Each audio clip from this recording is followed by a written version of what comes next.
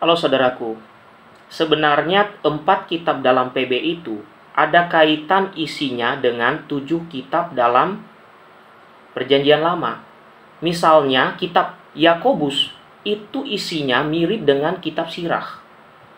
Jadi alasan kenapa 7 kitab yang sudah ada sejak di kanon secara final dalam konsili Kartago 397, alasannya adalah karena bertentangan dengan Trisola yang dibuat oleh Martin Luther.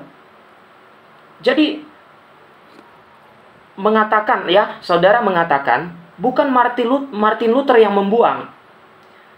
Memang dalam arti tertentu bukan Martin Luther yang mengeluarkan langsung, tapi dia sudah menggeser ke belakang, Pak. Ya, kalau Bapak, kalau abang ya, dia sudah menggeser ke belakang. Gitu loh. Nah, sudah menjadi appendix. Ya, sudah dia jadikan appendix. Sehingga dalam terjemahan mereka seperti Gutenberg Bible, King James Version, itu posisi kitab yang dilabeli itu ditempatkan di belakang. Padahal itu kan bagian dari Perjanjian Lama. Berarti Martin Luther yang memulai perlahan-lahan menyingkirkan. Barulah ya Komisi Edinburgh ya itu kemudian pada tahun 1825 barulah mereka menghilangkan secara total 7 kitab itu. Sementara 4 kitab yang lain tidak. Padahal itu ada kaitannya, Pak. Contoh di dalam Wahyu 22 ayat 12. Lihatlah aku datang segera untuk membalas setiap orang menurut perbuatannya. Itu bertentangan dengan sola fide.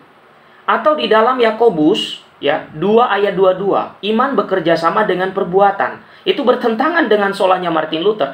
Atau di dalam Yudas 1 ayat 14, berbicara mengenai bagaimana orang yang fasik akan dibalas sesuai kefasikannya.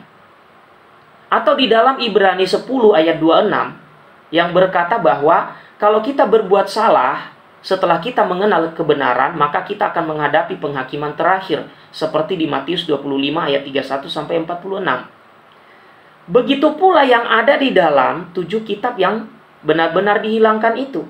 Ya. Sirach tadi ada kemiripan dengan Yakobus. Demikian juga kitab Yudit berbicara mengenai perbuatan, atau Tobit ya, berbicara tentang malaikat Tuhan yang menolong orang yang kelilipan bisa dikatakan dari kotoran binatang. Begitu kira-kira, Pak, harap dipahami.